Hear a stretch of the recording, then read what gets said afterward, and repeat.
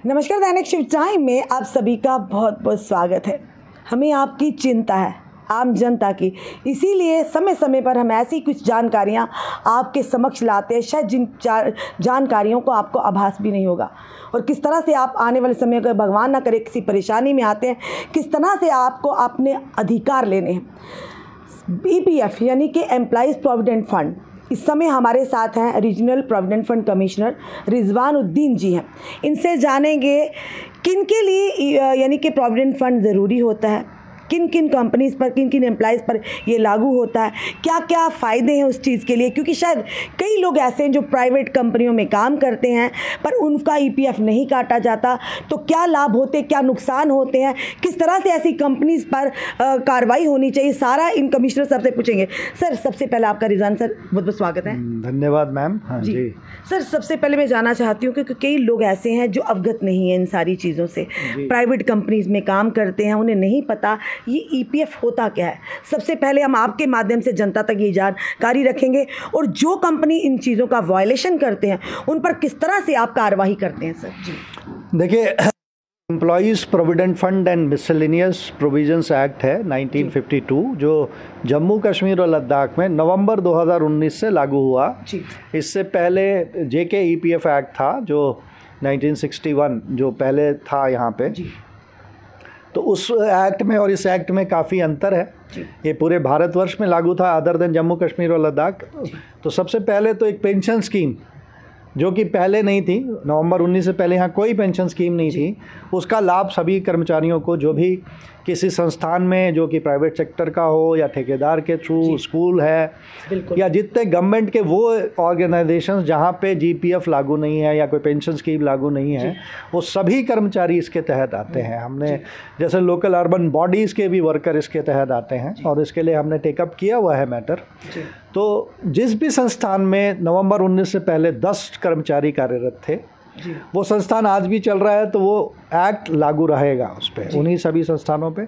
और educational institutions में 5 व्यक्तियों पे लागू था, वो भी कंटिन्यू करेंगे। तो आज की डेट में अगर कोई कर्मचारी PF से नहीं जुड़ा है तो हमें एक नंबर है 6006567049 पे हमें सूचित कर सकते हैं हम। जहाँ तक आपका सवाल है कि कोई कर्मचारी या कोई नियोक्ता यदि PF नहीं भर रहा है, तो जहाँ जहाँ हमको जानकारी मिलती है समय समय पे हम कॉल सेंटर के माध्यम से प्रिंसिपल एम्प्लॉयर्स जो हैं ज़्यादातर, क्योंकि यहाँ पे प्रोजेक्ट्स चल रहे हैं, तो इरकॉन है, चाहे चिनाब वैली पावर प्रोजेक्ट्स है, एक बहुत मेजर एम्प्लॉयर है, इनके हमने टीम्स बनवाई। और मैं बहुत बहुत शुक्रगुजार हूँ चेयरमैन NHPC जो एक्स थे उन्होंने, और आज की डेट में जो इनके MD हैं CVPPL के, उनके थ्रू, और NHAI हो गया, NHIDCL हो गया, डिफरेंट ऑर्गेनाइजेशन से कोऑर्डिनेशन हम लोग करते हैं। और समय समय पर निधि आपके निकट विभिन्न ज़िलों में होता है। तो जब प्रिंसिपल एम्प्लॉयर को रोपिन किया जाता है तो प्रिंसिपल एम्प्लॉयर का दायित्व तो बन जाता है कि सभी ठेकेदारों की वो जांच करें और अगर कोई कमी पाई जाती है तो उसे सुधारें।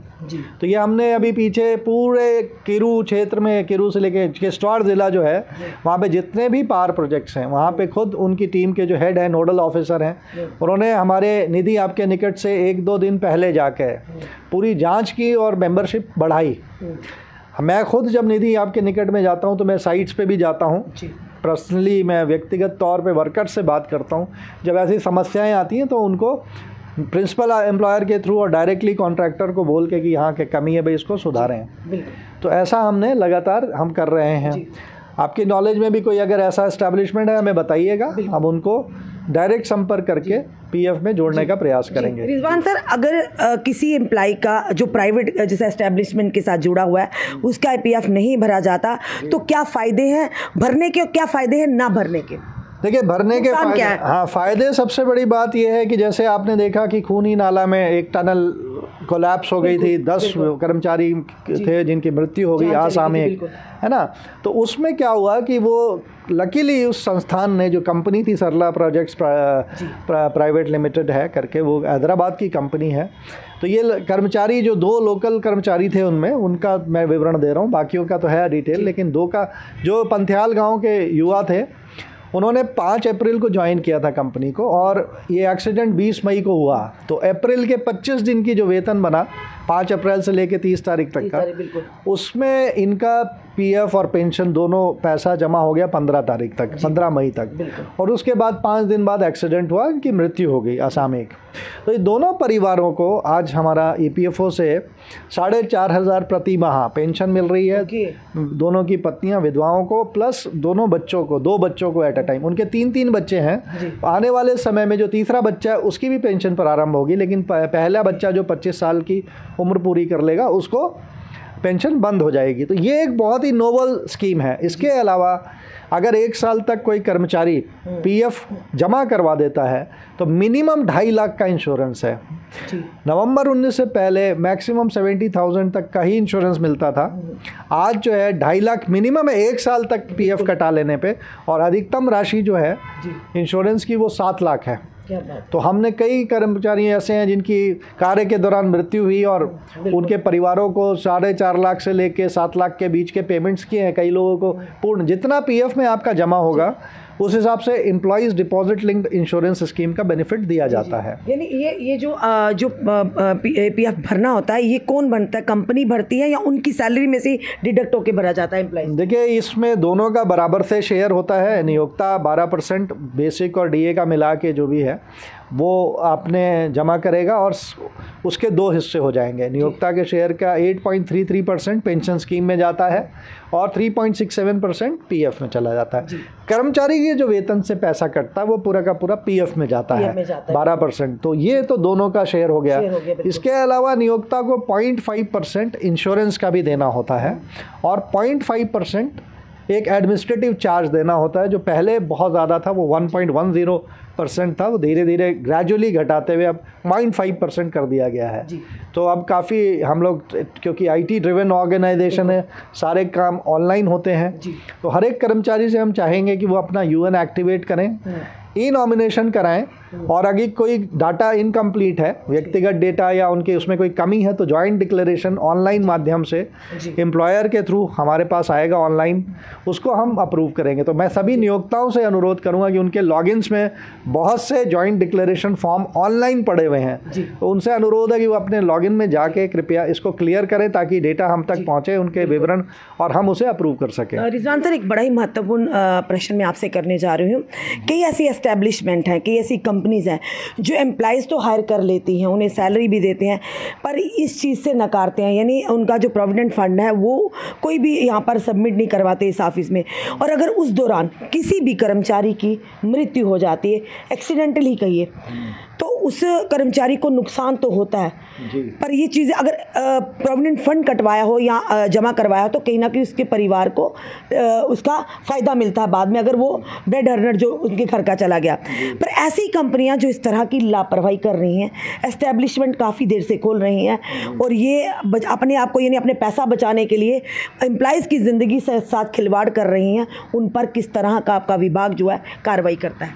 देखिए, मैं आपको बताऊं, क्योंकि एक लिमिटेड रिसोर्सेज होते हैं हमारे पास, है ना, और उसमें हमें टेक्नोलॉजी का बहुत सहारा लेना पड़ता है, तो हम लगातार वेरिएशंस को भी चेक करते हैं। अभी एक ऐसी संस्थान पाई गई, एक बड़े ठेकेदार का मैंने खुद डाटा चेक किया, 3-4 महीने का पीएफ नहीं था, तो वो सभी प्रिंसिपल एम्प्लॉयर्स को हमने पत्र लिखा, वहाँ से टीमें आईं और उस संस्थान के विरुद्ध कार्रवाई प्रारंभ की गई। ऐसे में अब जो है कि जहाँ तक, जैसे मैं बताऊँ, इरकॉन के प्रोजेक्ट्स हैं, तो कुछ जगह कुछ ठेकेदार हो सकता है वहाँ कर रहे हों गड़बड़, लेकिन जब हमने निधि आपके निकट बनिहाल में किया तो वहाँ के जो उच्चतम अधिकारी हैं इरकॉन के और रेलवेज़ के, उनसे जब डायरेक्ट वार्तालाप हुआ और पत्र प्रेषित किए गए, तो कई ऐसे हैं, 300-400 वर्कर ऐसे हुए जो ऐड हुए, और वहाँ के यूनियन के लोगों से भी हमारे केंद्रीय कार्यालय ने भी संपर्क किया।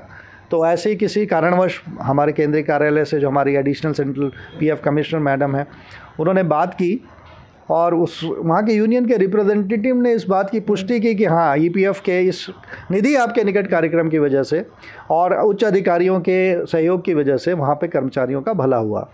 लेकिन अभी भी बहुत से ऐसे क्षेत्र होंगे जहाँ, जैसे अभी हम लेटेस्ट अब निधि आपके निकट कोंकण रेलवे के क्षेत्र में करेंगे जाके, और वहाँ पे हम देखेंगे, वर्कर्स से भी बात करेंगे। अगर कोई इशू है रियासी के वर्कर्स को, तो हमें 6006567049 पे संपर्क कर सकते हैं। आने वाले वाले कुछ दिनों में हमारा फोकस अभी रियासी ज़िले पे, तो ज़िलावार हम काम करते हैं।